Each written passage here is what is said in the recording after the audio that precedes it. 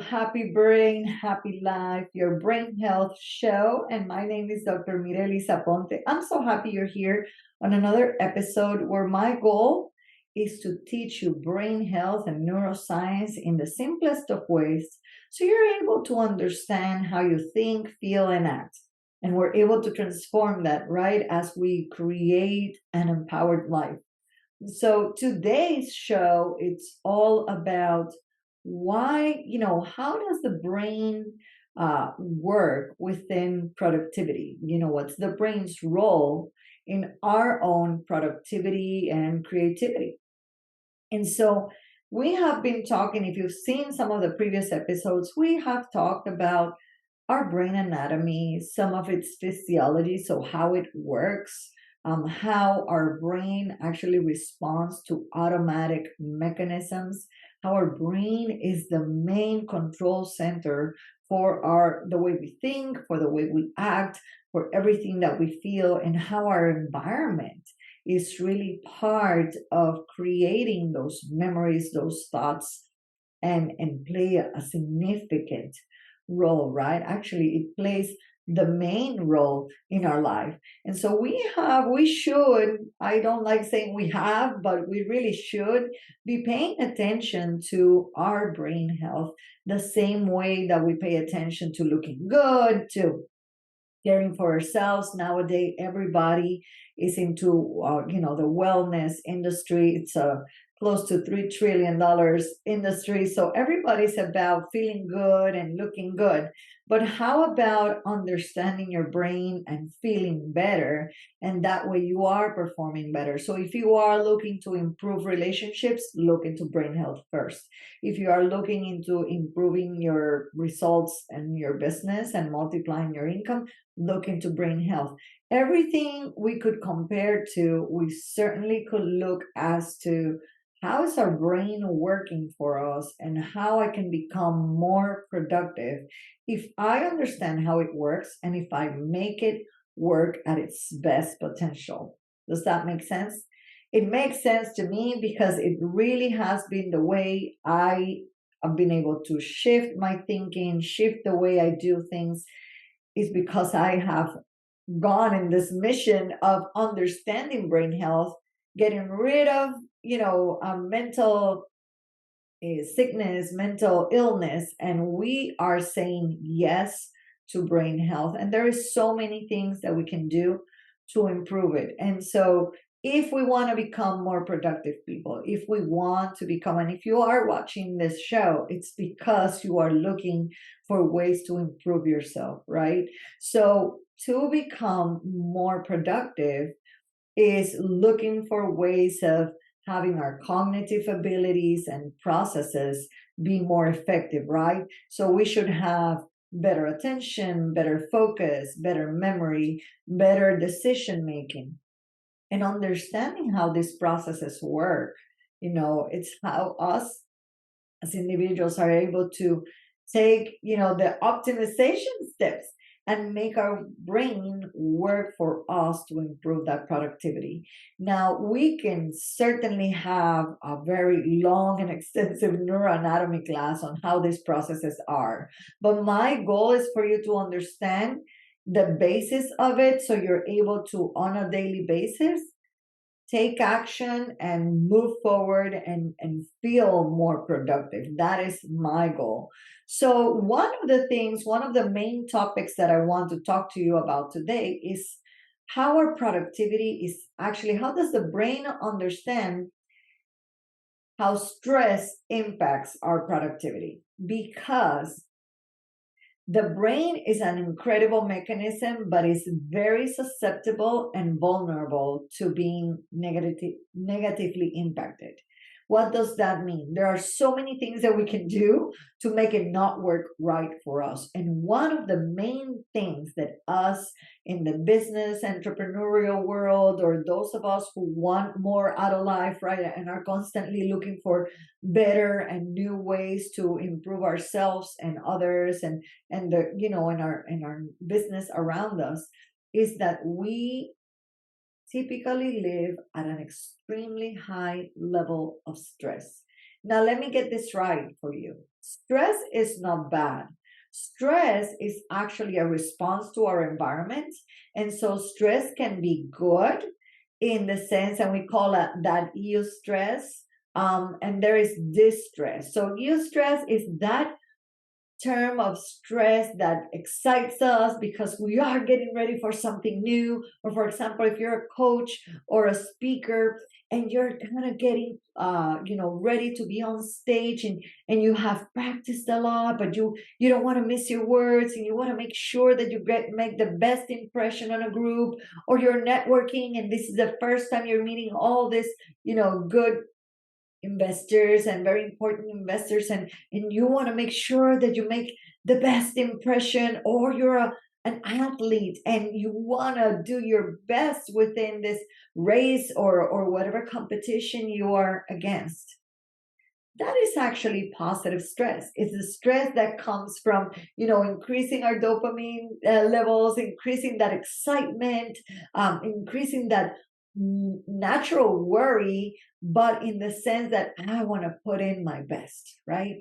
Now, this stress is going to be the level of stress that takes me to the automatic negative thoughts, is the one that actually kicks in the adrenaline. It kicks in also very negative neurotransmitters that are going to allow for us to kind of feel in the deeper side. So it's going to hold us back from doing what we want. And that is what most people feel when we are talking about, everyday productivity. So when we want to be productive, one of the things that we tend to do is automatically think of all the things that I won't be able to accomplish because they are too many, right? And so we need to think of, how is my brain perceiving what I'm giving it? Okay. So the brain under stress actually releases hormones such as cortisol. And the cortisol, it's one of those, and I've spoke about this before, it's one of those hormones, chemicals within your body that interferes directly with your cognitive processes, because it kind of blocks the ability to remember things. It kind of blocks the ability to make decisions quickly. It really brings you to a state of halt in a way, because cortisol is trying to protect your body from danger. It's an innate response, but if we get our body used to stress, right, then all we're telling it to do is to respond with that cortisol, right? Respond with the alert system, take care of, protect the body any way you can. And what it does, it really just puts that halt, a huge halt in what you're thinking. So this happens a lot with people at college or in school, when they're going right in front of a test, and all of a sudden they've been days or maybe weeks studying for a test, and they completely block out before a test. And the reason for that is because their body is protecting from the stress. So we need to learn, stress management techniques that are able to bring our thoughts to the real process, right? We can bring our thoughts to reminding ourselves, I have spent, a decent amount of time remembering this. I am able to remember everything that I worked for. I know I am capable and knowledgeable, right? So we have to go against the stress to be able to make sure that we are productive. And I actually have a free guide. You will be shared that link in here at some point, where you can get my free stress, 4 practical strategies to relieve stress that could start you on that productivity, guide, and in that journey, to relieving your stress, because really stress is key. More than 50% of the people in the world live with stress. And I might the percentages actually sometimes are registered towards 60 and 75%. So people do live under stress right now. And one thing that I can tell you, I remember my days doing practice at the hospital, and I was at this particular hospital where we would do mental health evaluations at the emergency entrance at at the hospital. And this was something at that time when I was doing this work, it was very rarely seen in any hospital. It's really nobody is checking for mental health issues. And one of the things that we were finding out is, and corroborating with what research would say, is that more than 50% of the cases that come to an emergency room are emotionally related. So they are migraines, stomach issues, and so many aches and pains within the body that are mainly emotionally related. And this is certainly the stress that is causing, your brain to not be productive and eventually certainly have physical impacts in your body. So your brain is able to cause physical, responses out of feeling stress and trying to protect itself, trying to avoid, and what we're talking about today, productivity.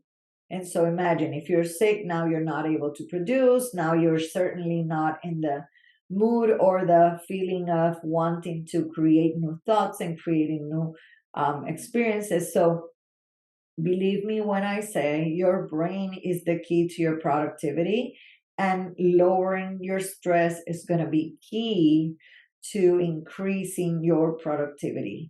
And that comes together with something that I paired up in addition, and it would be sleep. Now, many times stress is built up because we have not learned to be effective sleepers. Now, I know that in business, and I have run into so many, business owners that say, when you're building a business, you never sleep well. I can see many of those business owners down the road having relational issues, having, yes, they grow really, really great and fast. At the same time, I have also seen those that do not take the time to take a rest on their brains. And unfortunately, down the road, you will see the results of not taking care of your brain as you were starting your business. So I am not saying don't make sacrifices and don't push forward and don't make the extra efforts. I am saying pay attention so that you are an effective sleeper. Sleeper is the number one reason why people have such high levels of stress. Um, and this is because the brain has no chance of I call it recalculating, right? It's like a GPS, kind of recalculating, kind of resetting, regenerating the neurotransmitters and the chemicals in our body and the connections within cells, and making even connections within our thoughts and within the things that we think.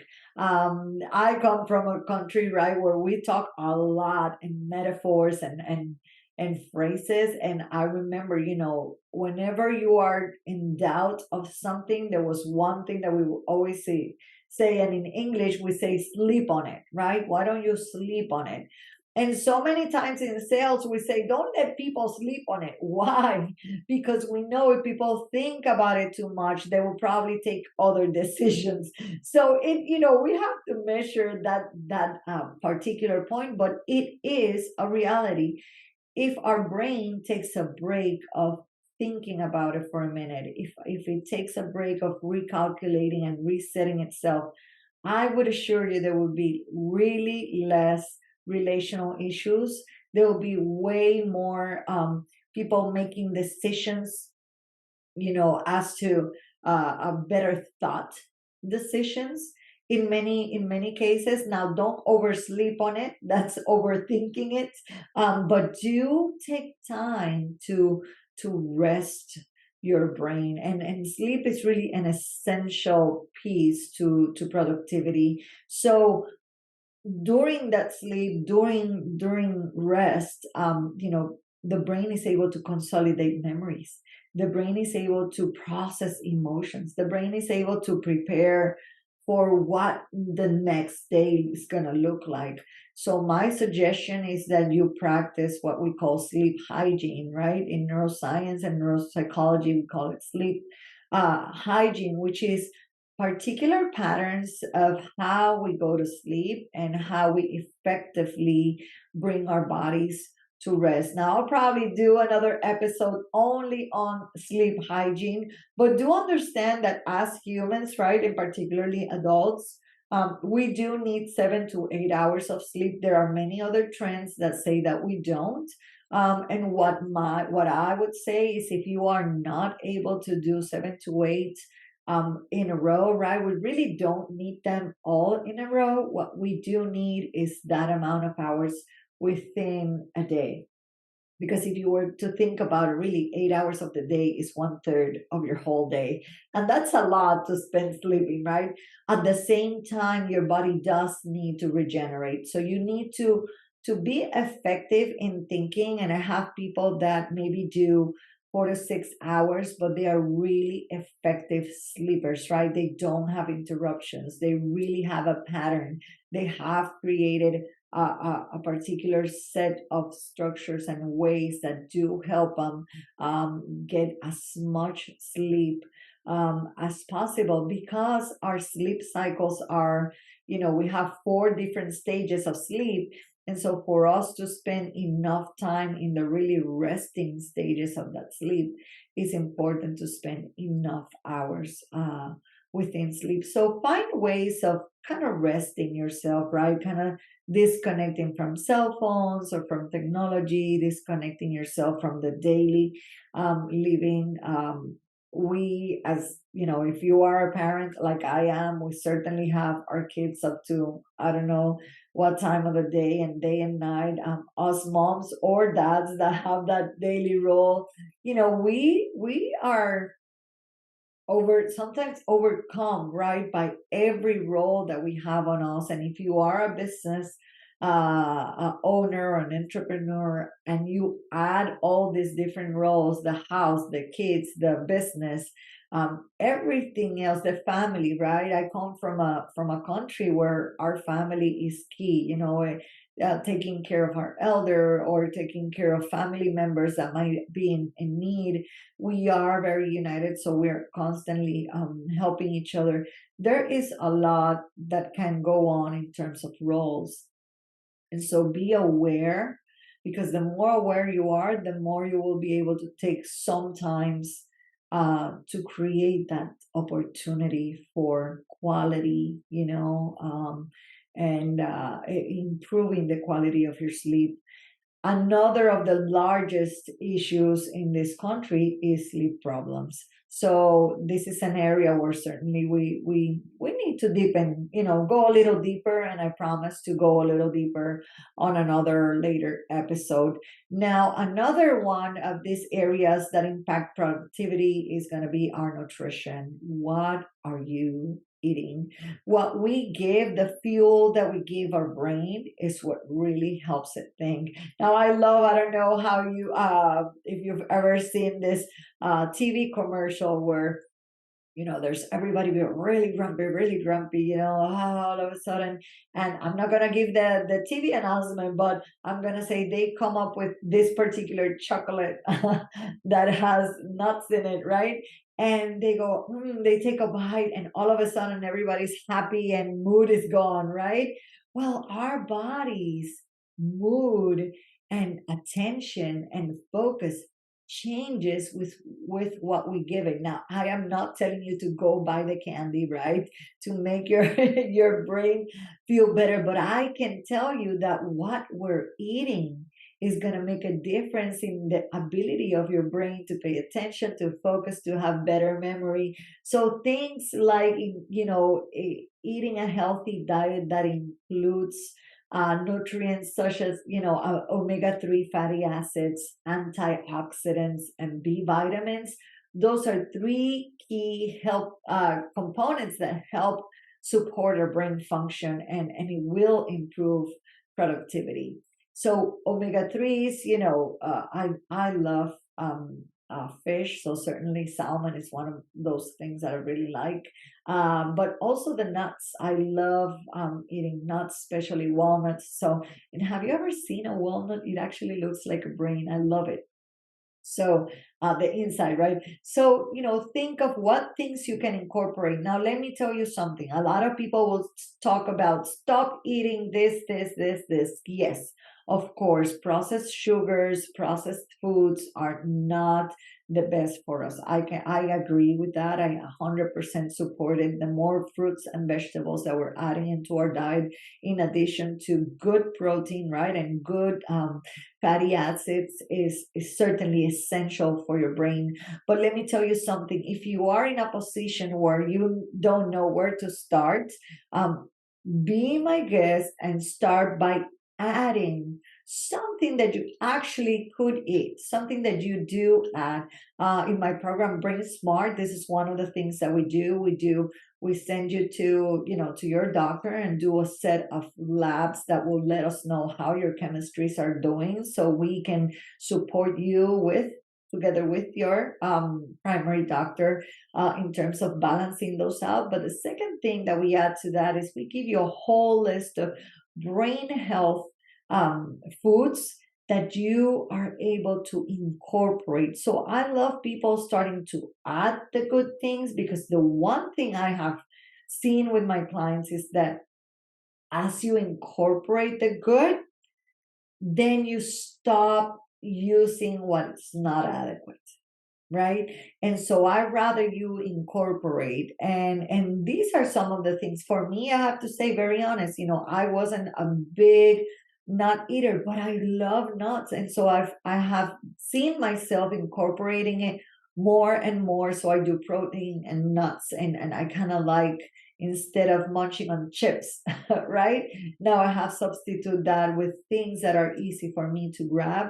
And there's a whole bunch of options that I know you can find. That's the first thing I did with my list is, okay, what things I can incorporate that I already like, that I just need to be more conscious about. And so that really helped us increase the amount of brain healthy foods that we start incorporating. And eventually you start becoming more conscious as to lowering the processed food and even eliminating many of those, like, juices, sugar filled juice, or sodas. That's something that we don't buy. I could only have it maybe, as a party that's going to happen. But in my house, we don't drink any kind of soda, or sugary drinks. We certainly avoid any high content sugars, because your brain really doesn't pair up with that. So think about what you are,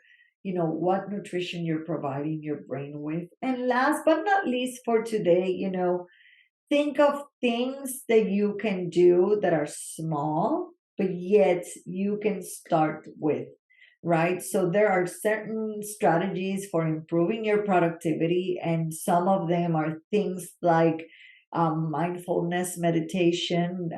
Mindfulness meditation is essential to teaching the brain to calm itself, to concentrate, to pay more attention. And that, as a result, helps you be more productive.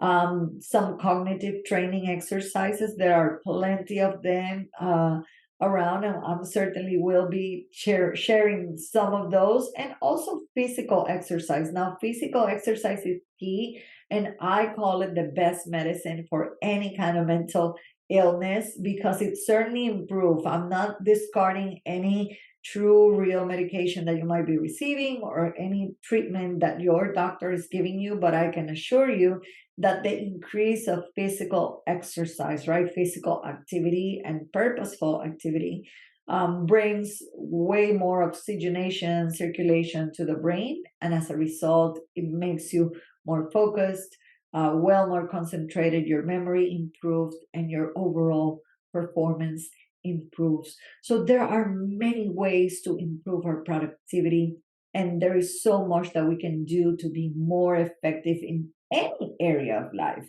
It might be that you want to be more effective at home. It might be that you want to be more effective in your work or in business or in your relationships even. You might be even a better listener just because you're taking care of your brain health. And so productivity plays a key role in being effective, right? And understanding how it works is a factor that will impact how you function. And so take steps, take one step at a time. Is it either, what steps are you going to take today in your nutrition, maybe in the way you sleep, maybe in the way you are handling or thinking of stress? What are you deciding today, right? Think of which areas, what strategies are you already using, or is it that you need to explore which strategies would work best for you? Make that decision today. Make it a happy brain so you can have a super happy life. I am super excited. Don't forget to follow us on YouTube, Facebook, Instagram, even TikTok. I'm excited to be with you every week, and I look forward to your comments. Let us know where you're watching from, but also let me know what you would want to learn next. I am excited to do some research for you and just get you more information on how to just use the best potential of your brain so you can have a happy brain and a happy life.